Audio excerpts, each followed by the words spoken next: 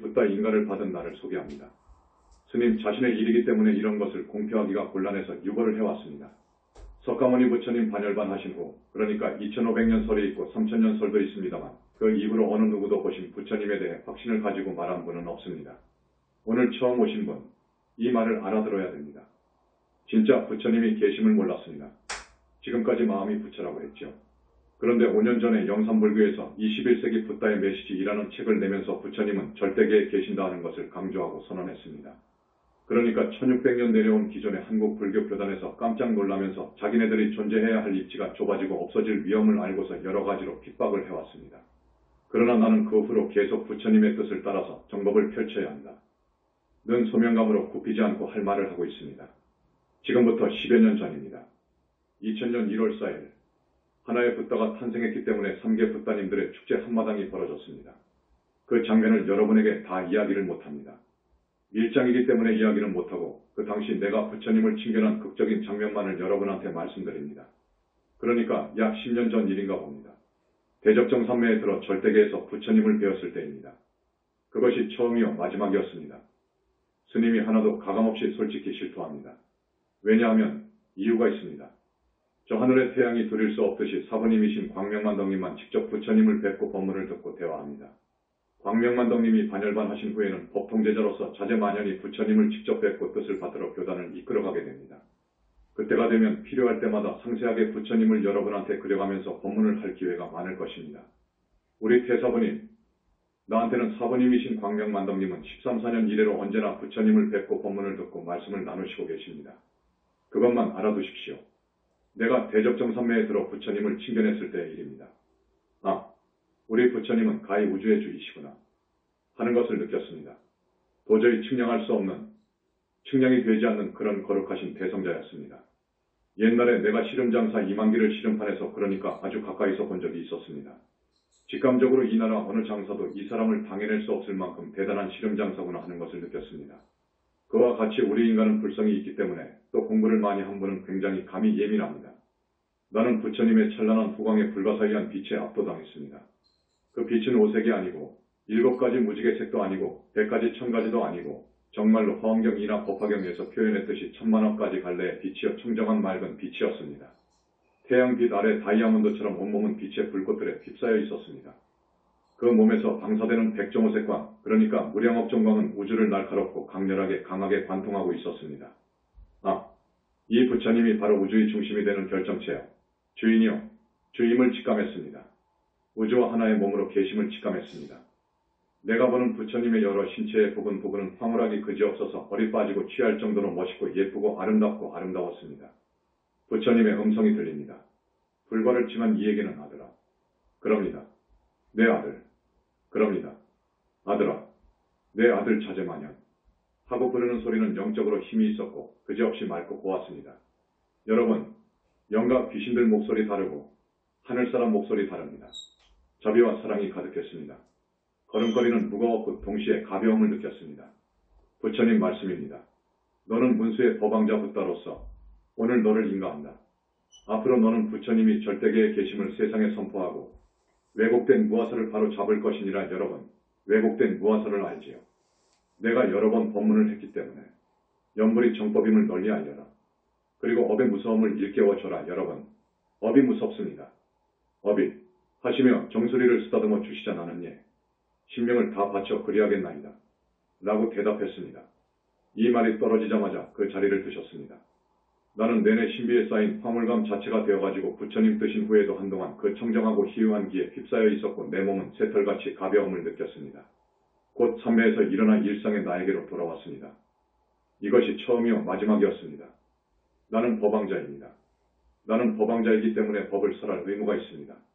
진리가 왜곡된 말세에 부처님의 정법을 펴야 됩니다. 지금 정법은 다 왜곡되고 죽어 있습니다.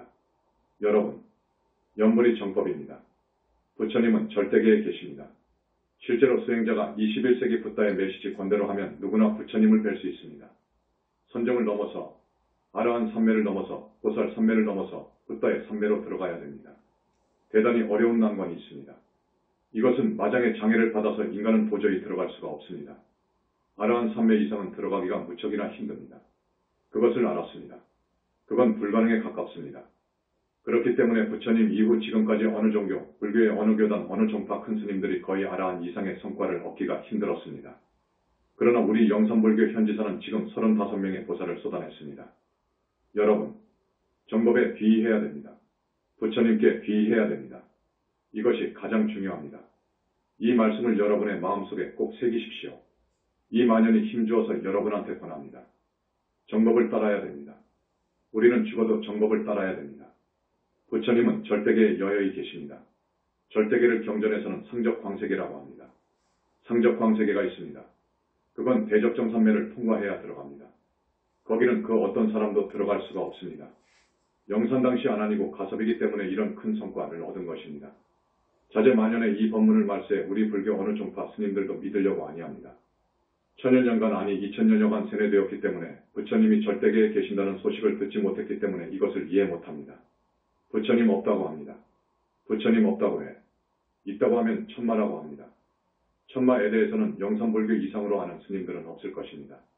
천마의 실체도 모르면서 부처님을 함부로 천마라고 그렇게 말하면 부처님을 모독하고 능멸하여 무간지옥에 떨어질 말이 됩니다.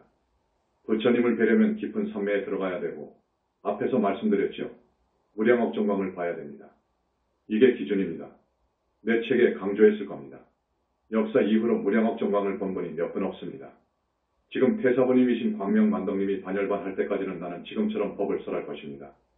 하늘에 해가 둘이 있으면 안 되기 때문에 반열반 하신 이후 나는 크나큰 능력을 갖추어서 부처님, 여러 3개의 붓다님들과 법문도 듣고 대화하고 명실공히 완벽한 붓다로서 법왕자로서 법을 설하게 될 것입니다. 우리 신도분들에게 진정한 성공, 진정한 행복이란 무엇인가에 대해서 말씀을 드립니다. 진정한 성공, 진정한 행복은 어디에 있는가? 왜 불교에서는 삼매를 소중히 여기는가? 현지사에서 말하는 삼매에 든 이는 이 세상에 거의 없습니다. 외도이지만 힌두교 쪽에 삼매에 드는 이들이 가끔 나옵니다. 그러나 그것은 외도입니다. 사람들은 성공해서보다 더 행복하게 살려고 버둥거립니다. 그래서 학생들은 명문학교를 가고 명문대학을 가고 사법 행정고시를 합격해야 된다고 머리를 싸매고 몇 년 동안 두문불출 고생을 합니다. 어떤 학생은 자기의 소질이 의사로 판단해서 의대를 가가지고 의사가 되어서 삽니다. 대학원을 나오고 유학을 가서 교수로 출세해보겠다고 하는 사람도 있습니다. 혹은 돈을 벌어야 된다. 돈이 최고다. 나는 사업가로 성공할 것이다 하고 그쪽으로 나가는 사람도 있습니다. 혹은 스포츠라든지 미술이라든지 음악을 전공하는 사람도 있습니다. 그쪽에서 열심히 노력을 해서 성공하고자 합니다. 그러나 그 중에는 나름대로 성공하는 사람도 있고 실패도 하고 그러면서 결혼을 하고 아기를 낳고 사시다가 늙고 병들어서 죽습니다. 이것이 인생입니다. 그러나 스님들처럼 성직자들처럼 인생이 무엇인지 어떻게 살아야 하는지를 알아서 종교인이 되는 사람도 있습니다. 나는 불교를 선택했습니다. 불교 이상으로 위대한 종교는 없다고 판단을 해서 불교를 선택했습니다. 화두를 들고 싸웠습니다. 화두만 깨치면 윤회를 벗어나버리고 삼계를 탈출할 줄 알았습니다. 그러나 그것은 윤회를 벗어나기에도 힘겨운 공부였습니다. 그래서 연불로 돌아왔습니다. 그런데요, 내가 이렇게 되기까지, 연불로 돌아오기까지 수행하면서 늘상 생각해왔던 것들이 있어요. 이 부분들에 대해 나는 확신을 했습니다. 저 세상이 있다는 것을 확신했습니다. 중생은 윤회한다는 것을 확신했고 육도가 있다는 것을 확신했습니다. 지옥이 있고 짐승세계로 떨어질 수도 있다는 것을 알았습니다. 업이 진짜 무섭다는 것을 알았습니다. 극락이 있고 해탈하는 길이 있다는 것을 알았습니다. 그리고 나는 이 모두를 다 보고 확인했습니다. 그래서 여러분에게 진정한 성공과 행복에 대해서 말씀드리고자 합니다. 진정한 행복은 밖에서 찾으면 진정한 행복을 얻을 수 없습니다. 안에서, 마음속에서 찾아야 됩니다. 그 행복은 마음속 깊이 숨어 있습니다. 밖으로 오간, 눈, 코, 귀, 잇몸을 오간이라고 합니다. 오간을 쫓아 붙잡는 행복은 오래가지 못합니다. 오히려 불행의 씨앗이 됩니다. 여러분, 아마 스님의 말에 대해서 공감할 것입니다. 스님은 왜 선정삼매를 권하는지, 이것이 중요한지, 나아가서 부처님에 대한 믿음을 강조하는지를 아셔야 됩니다. 여러분, 부처님께 귀의해야 됩니다. 부처님을 믿어야 됩니다. 부처님이 계심을 믿어야 되고 그 능력을 믿어야 되고 그 우주적인 구원의 힘을 믿어야 되고 그러려면 부처님에 대해서 법문을 많이 들어야 됩니다. 왜냐? 부처님은 계시기 때문입니다. 앞에서도 스님이 직감적으로 봤지만 잘 본 것입니다. 부처님은 우주의 주이십니다. 우주의 주. 주인이다 그거요. 일신교에서 말하는 하나님. 하나님은 없습니다. 하나님의 하나님이 부처님이오시다. 부처의 경계로 가면 우주와 하나가 되는 경계가 나옵니다. 그 몸을 얻습니다. 그것이 법신불입니다. 그 법신불이 구체화된 것, 형상화된 것이 보신불 이오시다. 이 보신불, 이 부처님의 능력이 우주적입니다. 이 부처님이 계심에도 불구하고 이 부처님이 없다고 합니다. 부처님이 없다고 합니다. 마음이 부처라고 합니다. 마음은 어디까지나 마음이오시다. 마음은 마음이오시다. 이 부분에 대해서 앞으로 여러분에게 많은 이야기를 할 것입니다. 마음과 물질의 원질, 이것은 공에서 나온 것입니다. 공. 공을 깨쳐야 이때부터 참다운 지혜가 발현됩니다. 그런데 공을 깨쳤다 하더라도 공과의 합의는 절대 없습니다. 어렵습니다. 공을 정렬이라고도 합니다. 공과의 합일, 계합. 중생은 절대 안 됩니다. 합일이 되려면 닭업생으로 내려오면서 지은 업장이 제로가 되어버려야 됩니다. 완전히 소멸되어야 됩니다. 순수해져 버려야 돼. 탐진치 그 번뇌의 뿌리가 완전히 뽑혀져 버려야 돼. 공과의 계합은 그것만 가지고도 안 돼. 닭업생으로 내려오면서 악과 습에 탁한 기가 완전히 소멸되어 버려야 됩니다. 이것만 가지고도 또 안 돼. 여러 생을 살아오면서 지은 악연 나쁜 인연 원결이 다 정리되어 버려야 됩니다. 은혜와 빚이 전부 갚아져 버려야 됩니다. 이렇게 순수한 내가 되어야 순수하고 충정무고한 저 공과 하나로 계합이 되는 거예요. 불지에 가가지고 불의 경지에 가가지고 계합이 되는 거예요. 깨쳐가지고는 이제 그 경계는 한두 달 가버리면 어느덧 없어져 버려요. 다시 그 경계에 들어가기 어려워. 그래서 그 공의 경계, 그 공, 그 툭 터진 빈, 허공과 같이 빈 그 경계, 현상계의 본체를 봤으면, 공의 실체를 봤으면 이제 그대로 그걸 스승으로 생각해서 모든 것을 공으로 보고 집착하지 말고 나 없는 수행으로 들어가야 되는 거예요. 두타행으로 말입니다. 그래서 아라한이 되는 거예요. 아라한이 되면서 아라한 삼매에 들어가는 거예요. 선정, 더 깊은 삼매, 아라한 삼매에 들어가는 거예요. 아라한은 이제 연불을 함으로써 보살이 되는 거예요. 연불 아니면 절대로 갈 수가 없는 거예요. 연불 없이는 절대 보살이 될 수 없어. 절대 극락에 왕생할 수 없어. 부처님의 가피가 있어야 돼. 그 우주적인 구원의 힘을 지니신 그 큰 법계의 어른인 부처님의 가피를 얻어가지고 보살이 되고 붓다가 되는 거예요. 이걸 알아야 돼. 이걸 몰라? 우리의 오관, 아니비설신을 오관이라고 하지요. 눈, 귀, 코, 잇몸. 오관이 하자는 대로 밖으로 오용락을 찾아 달려가서 잠깐 그 용락을 즐겨보아도 순간에 행복을 느낄지 모르겠지만 그건 항상 채워도 그러면 그럴수록 공허하고 더 부족함을 느낍니다.